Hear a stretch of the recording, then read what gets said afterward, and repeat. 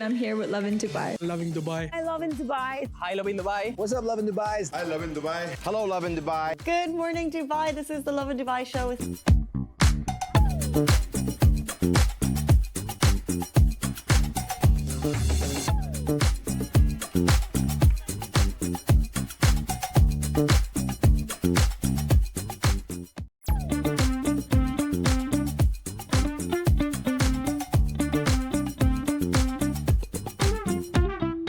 Lovin.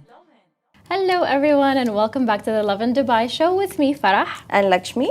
And we have a very special episode today that is sponsored by Novartis. Kicking it off with the top trending stories of today, Dubai police recovered 10 million dirhams just 10 minutes after a robbery. And scammers are trying to sell fake cheap car insurance on social media. Indian passport services in the UAE are facing more delays after a new court ruling. And tributes have been pouring in as His Highness Sheikh Mohammed marked his 77th birthday yesterday. And we will be joined by a very special guest today, oncologist Dr. Saeed Rafifi, who's explaining why women in the UAE are being diagnosed with breast cancer with a young age. But in today's rapid weather report, it's sunny with temperatures ranging between 32 to 44 degrees Celsius. It's getting hot, yeah. Okay, so I saw this article yesterday that I thought would be quite interesting to kick off this Thursday morning, and it's 6 everyday online habits that could basically mean that you're violating cybercrime laws. Sorry, Okay. it's Thursday morning. I'm just having a hard time. We were ill and we're trying to recover. We're doing our best, everyone. Okay, so kicking it off, and these are the 6 things. I said 6. 6 things that could mean that you're violating cybercrime laws. One of them, it's a little bit more vague than what it seems, but it's leaving negative reviews. Are we not allowed to? You can leave negative reviews, obviously, as long as they're honest. The important thing is that you're honest and you're not just, but it's not about just leaving 1-star reviews. It means so much more than just leaving 1-star reviews. It's a whole thing. So that's the first. Second thing, sharing a screenshot, even to one person. I feel like we have been violating crime. Like we have been doing stuff regarding. I have to agree. I think the whole point of when you're sharing a screenshot is you have to make sure that you gain permission before you do something like that. But also, you can cover your bases and cover names and things like that. Have you done? There's loopholes. Okay, anyways. But when we are sharing it among friends, I don't think we'd be doing any of those kind of stuff. Yeah. Honestly, Yeah. As long as you're not sharing anything incriminating, that's what I would think. Okay. Forwarding a message someone else wrote.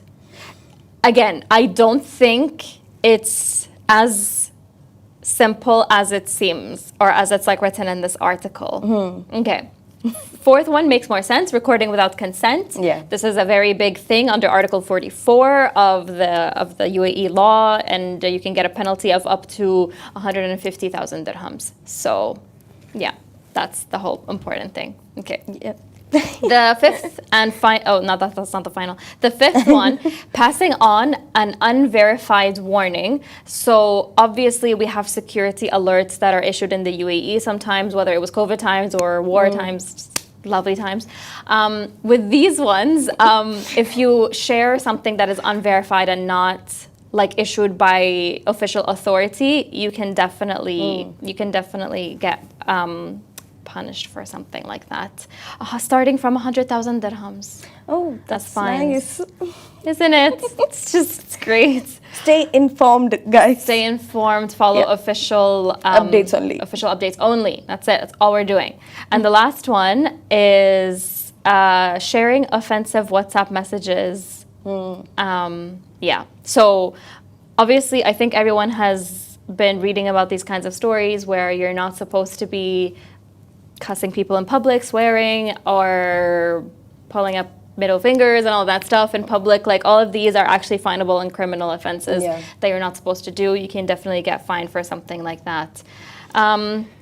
So if you're on the internet, you have to consider those things so that you don't fall into the don't fall into any, how do you call it? Any trouble. You don't want to fall into trouble with the law. Who wants to do that? Definitely not. Not But me. I find it interesting because, UAE, particularly Dubai, many celebrities and many people, they've often mentioned this about how, people here respect the privacy and they, when it comes to recording without consent and all of Yeah. those, it's seen very rarely here than how it is usually everywhere else. But I used to wonder, now with how technology is coming forward, with meta glasses and all of those, you can't even tell when somebody's recording you. Yeah, that's very the tricky thing. space. But at the same time, I think everyone needs to, okay, as much as you can, try to have your eyes open to the possibility that people are wearing meta glasses. If they look funny, chunky, if they have a tiny lens looking thing on either side, consider the fact that it might be meta glasses. But also, if you're the person who's wearing meta glasses, I don't wear a badge that says I'm know. recording you or something like that, because it's just so weird nowadays. It's very annoying actually to think that, I would have become part of some content that I don't even know of. You never really know. And at the same time, I don't want to be in the background of your pictures. But I mean, I guess you never really know. That's just Yeah. kind of the whole situation. But yeah, so follow the law. You don't want to make any sort of mistakes because cybercrime laws are very, very strict here in the UAE. So let's move on to our top story for today, and it's also by Dubai police. Also about the whole thing not getting into trouble and all that. But Dubai police recovered 10 million dirhams just 10 minutes after a robbery. Dubai police have pulled off an incredible operation, recovering 10 million dirhams and arresting 3 robbery suspects just 10 minutes after a major heist in Data. According to Gulf News, the robbery happened in the early hours of the morning when 3 masked men broke into a currency exchange office on the ground floor of a building in Data. The suspects, they allegedly tied up the employees, they damaged the surveillance cameras and fled with the 10 million dirhams in cash. But things took a dramatic turn when one employee managed to free himself and he used the Dubai police's SOS service on his mobile phone to instantly alert the operations room. Police immediately sealed off entry and exit points around Data, deployed additional patrols, and circulated details of the suspects and their vehicle getaway cars. Within just 10 minutes, a traffic sergeant spotted a suspicious vehicle, spotted it, and arrested one of the suspects, recovering bags filled with stolen cash. Meanwhile, the Dubai police helicopter tracked down the other 2 suspects who were hiding in an industrial yard, and it led to their arrest and the recovery of the entire 10 million dirhams. A remarkable response that shows just how quickly Dubai police can act in an emergency situation.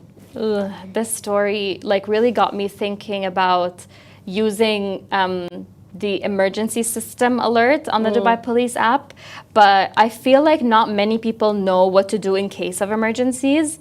They don't know who to contact. They are not sure which number to call and all that stuff. So, without further ado, don't click the link. Without further ado, we have emergency contact numbers. Can you guess what? It's gonna be easy. Can you Can you guess what each one is? Okay. 999. Who are you calling? Police. Great. Perfect. She's doing great already, guys. Dubai police. That's it. That's all the number I know. 901. For non-emergency. Yes, that's because it. I tried calling them recently. Did it go well? No, I didn't call, but Okay. I was stranded on the road and because the car it got overheated and we had stopped, and then I'm like, you know what, guys, I read that we have to call the police, and then I forgot the number, so I was googling it. Yes, you're right about that. Okay, so non emergency related emergencies, yeah, all of that stuff. Call 901. Okay, 997. Either ambulance or fire. Is it? I don't know which one it is. Okay, it's not ambulance. Is it both? It's technically civil defense. So fire. So fire. Yeah. Yeah. Could be. Fire. Yeah. Ambulance is 998. Okay. The one that everybody knows is 800, 900. Which is what? You don't know what that is? And we say it all the time. 800, 900? Dubai municipality. Yes. Did you look at the link? Yeah. Yes, it's Dubai municipality. And RTA, if you're having any issues on the road or anything like that, not like your car breaks down, but there's a hazard on the road and something like that, you can call 800 90 90. That's the That thing. number I know. Honestly, like I've only ever called 999 because that's just the most famous one. Oh, wow. And I know it's technically you're calling the police, but I was once like I got into a car accident and the file thingy opening like a claim, not a claim. Basically Reporting it. Yeah, you're alerting the police that you got into a car accident. Even though it wasn't a massive one at all, but I just didn't know what to do. So this is where stories like this come in. You need to know who to call. Ghostbusters. You need to know who to call in case of emergencies or non-related emergencies, because I wouldn't know that I wasn't supposed to call 999. I was supposed to call 901. But like everything is an emergency for us. We behave like it's a crisis situation. I'm just every a day. girl. I got hit. What am I going to do? Of course I'm going to call the police. What am I going to do? But no, there's very specific numbers that you should call because, yeah, don't waste the police's time with non-emergency related things. Let's not do that. Yeah, don't do They've that. got more stuff to do. Yes. Why am I so hyper this morning? It's insane. But this is why we're going to move on to the next story while it's still hot. So, scammers are selling fake cheap car insurances on social media. So if you're shopping around for car insurances, this is the kind of thing you need to listen up for because UAE authorities have issued an important warning. The Ministry of Interior says scammers are posing as insurance companies and brokers on social media, and they're advertising unbelievably cheap car insurance deals to trick people who drive here. And this is how the scam works. So the fake ads, they look professional and promise insurance at prices that seem too good to pass on. And once someone shows interest, they are asked to pay upfront. But after the payment is made, the scammers disappear, leaving victims without any kind of insurance and money gone out of their pocket. Basically. The ministry is urging motorists to always verify that they're dealing with a licensed insurance company or broker before making any payment. It's also recommended buying insurance only through official digital platforms or registered offices and avoiding offers that seem unrealistically cheap. And finally, keep your personal and financial information secure. If you come across any kind of suspicious accounts or fake insurance offers online, report them to the relevant authorities immediately. A good reminder that if a deal seems too good to be true, it probably is. Because it is. Yes. It is too good to be true, and that's because it's not real.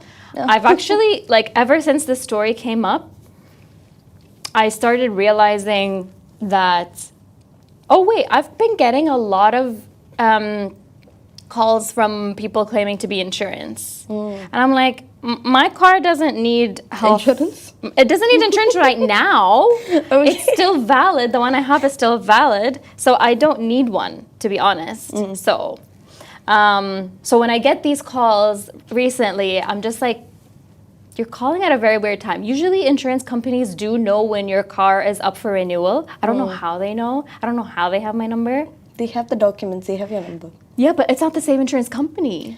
Oh. Yeah, it's other insurance companies. Okay. Yeah. So everyone has your number. Apparently everyone has my number. Oh, don't even get me started on PRs that have my number. We love you. But I don't know how they get your number and they know that your car is up for renewal, but this is how it's going to be so easy to kind of fall into that trap. Yeah. And the thing is with car insurance, it really, really increased in price ever since the 2024 floods. They really, really did. Yeah. I remember when I first purchased the car, 2024, February, this was before the floods, I think I paid around 2.5 or less or something like that for insurance. Insurances can be very expensive if you're either like a new driver, this is a Chinese car, you pay extra. Not that I was under these things, but Anyways, Laith is telling us that it's from data brokers. That's how they have our contact information. From data brokers. Apparently, there's a thing called data brokers. Thank you for letting us know. But now we'll have to look into that. Now I have to get my name off that system somehow. What was I saying? Yeah, exactly. Yeah. But it's fine. Anyways, after the floods, this is when everything started to get way more expensive in terms of insurances. So if you're getting an insurance deal that seems too good to be true, chances are it is, because ever since the flood, insurances kind of peaked. And then last year when I also renewed it, they were like, oh, well, the insurance company thinks Volkswagen is a hazard on the road, so here, pay more. Wallah, I was just like, I don't get it. I don't get it. Why did they just classify it as a hazard? I don't know. It is. But it is what it is. So chances are, if it is too good to be true, chances are it is. It is. Now, let's jump into some different type of news. Yeah, so Indian passport services, we have been talking about it for a while, but now in UAE, people might face more delays after a new court ruling that has come up. So if you've been trying to book an Indian passport appointment in the UAE lately, you probably already know the struggle. And now there could be more delays. A new ruling by the Delhi High Court has cancelled the contract that was awarded to Al Hind Tours and Travels to manage the Indian consular services in the UAE. The court has ordered a fresh bidding process, saying the tender evaluation lacked transparency after two companies challenged how the contract was awarded. So what services does it affect? Pretty much all the major consular services, including passport renewals, visa applications, OCI cards, police clearances, certificates, and document attestations. Before anyone panics, though, services are not stopping immediately. The court has allowed the current service providers to continue temporarily in order to avoid disruptions, while the final decision now rests with the Indian Embassy in Abu Dhabi and the Consulate General in Dubai. But just to reel you back in on why many people are feeling the impact, it's because since July 1st, the Indian mission have been handling passports and visa services directly after the previous outsourced contract has ended. And that's led to appointment shortages and longer processing times, with many residents struggling to secure slots. So if your passport is expiring anytime soon, this might be your sign not to leave it until the very last minute, because right now getting an appointment seems almost as competitive as getting the Schengen visa slot.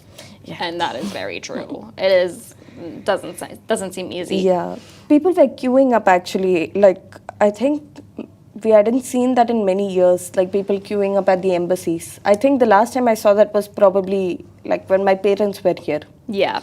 And then it just went all the way back to that phase again because of this whole thing that's been going on. And like initially they said July 1st would be when it would all start, but like we are like 2 weeks down already. Past that, yeah. Yeah. And I can imagine the kind of frustration that many people might be facing, because like passport services, usually we are very used to getting things done very fast in Dubai, no matter what it is. But yeah, this has nothing to do with UAE, though. It's all happening back there in India, and we are getting affected. The Indians here are getting affected. But yeah. So, moral of the story, if you have any documents that need attestation, visa renewals, passport renewals, all of that stuff, give it time, go early, because you might experience some delays. Yeah. Yep. But taking a quick break from the top stories, we want to tell you about the Lovin Dubai channel on LGTV. Basically, it means you can catch all our shows throughout the day for free. Just tune in to channel 200.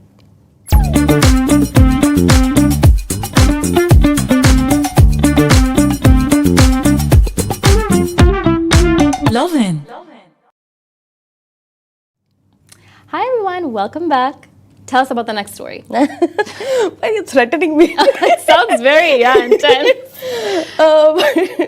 We've got a very cutesy story from yesterday, actually. So tributes they have been pouring in as His Highness Sheikh Mohammed. He marked his 77th birthday. Dubai celebrated a very, very special birthday yesterday. His Highness Sheikh Mohammed bin Rashid Al Maktoum He has turned 77, and heartfelt tributes have been pouring in all across, like from all across the UAE. Leading the wishes was His Highness Sheikh Hamdan, his son, who described his father as the leader who turned bold ideas into reality and inspired generations to believe that anything is possible. In a touching post that he had shared on X and later on Instagram as well, I think, the Crown Prince, he praised His Highness Sheikh Mohammed for transforming Dubai into a city that inspires the world. And it continues to empower people and create a legacy that continues to shape the emirate. He ended his message by saying, "You remain our inspiration, our pride, and our greatest strength. May you continue to lead Dubai to greater heights." Oh, That's so sweet. yes. And then wishes kept coming in, by the way. So Sheikh Maktoum bin Mohammed also paid a tribute. He called Sheikh Mohammed a leader who defeated the impossible, and saying that his words continue to inspire ambition across many generations. Sheikh Ahmed bin Mohammed shared a heartfelt message too, saying it was Sheikh Mohammed who taught everyone that ambition has no limits and that the greatest ambition are the ones that shape the future. Sheikh Ahmed bin Saeed, he reflected on the leader's leadership, and he said that he taught that being first isn't just an achievement, it's a lasting responsibility. And even Sheikha Latifa joined in describing her father as the heart of Dubai and the joy of its people. Yesterday, it wasn't just about celebrating a birthday, it's also a celebration of the vision that helped transform Dubai into this global city that we know today. So from all of us here at Lovin Dubai, happy 77th birthday to His Highness Sheikh Mohammed bin Rashid Al Maktoum, wishing him continued health, happiness, and many more years of inspiring the nation. Yes. His vision, actually, like, I was recently thinking about this because I went to a different city, and I realized that it looks almost the same as it did back when I was a kid as well. Like, I'm not gonna name the city. Okay, yeah. No, I understand what you mean yeah. though. Like Dubai kind of like evolves very rapidly, and Yeah. it looks like we're always stepping into the future. Whereas some places where we're from, it kind of looks the same. But it's not a bad thing. It's just that you kind of realize like how fast Dubai keeps adapting, evolving, and changing. Like, there are new roads coming up every now and then. There are buildings here and there. There's like so many. It's like the whole Dubai thing. You kind of understand why that's going on, because like everything's changing here for the best, like for the better. And of course, we've got a great visionary behind all of these plans. 100%. I feel like Sheikh Mohammed, he really put his heart and soul into this country. He loves his country, and it shows so much through what he provides for residents, for citizens, for literally anyone living in the country. It's literally not just for the citizens. I feel like the love that he has for the country really does translate into the way that all residents kind of live here. And as someone who was born and grew up in Dubai, I could say that this is my home, hopefully forever, because I really like it here. We all really like it here. Golden visa. But yeah, no, and I think, actually, yesterday I think there was this one more thing where 77 nationalities, I think, I came across this one news where 77 nationalities, they planted trees and plants all across to celebrate his birthday. Oh, that's 77th so sweet. birthday. I'm like, yeah, that's so nice. I mean, they actually brought in like 77 nationality people, and they were just like, let's all turn it green.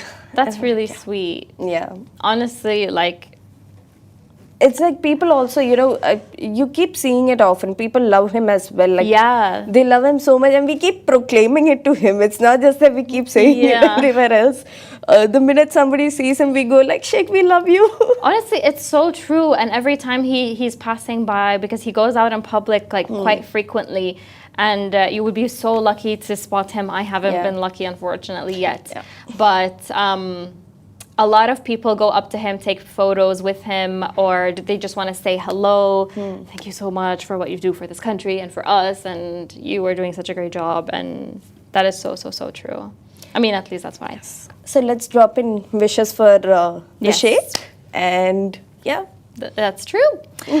So this comes to the end of the Lovin Dubai show, but don't go anywhere because we will be joined by an oncologist, Dr. Saeed Rafifi. We're going to talk about why women in the UAE are being diagnosed with breast cancer early on. This episode was wonderfully sponsored by Novartis. So if you want to hear more about the next topic, oncology, breast cancer awareness, please do stay tuned.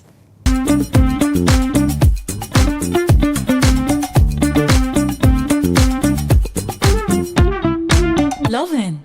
I'm here with Lovin Dubai. Loving Dubai. I love in Dubai. Hi, Lovin Dubai. What's up, Lovin Dubai? I love in Dubai. Hello, Lovin Dubai. Good morning, Dubai. This is the Lovin Dubai show with